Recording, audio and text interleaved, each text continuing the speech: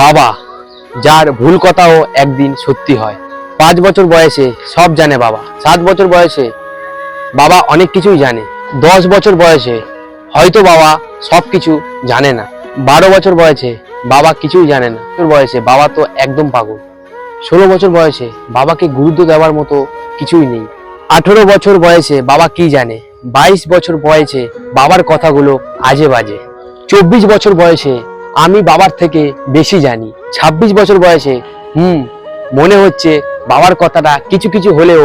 ঠিক ছিল, 30 বছর বয়সে এই বিষয়ে বাবার মতটা নিলে ভালো হতো, 40 বছর বয়সে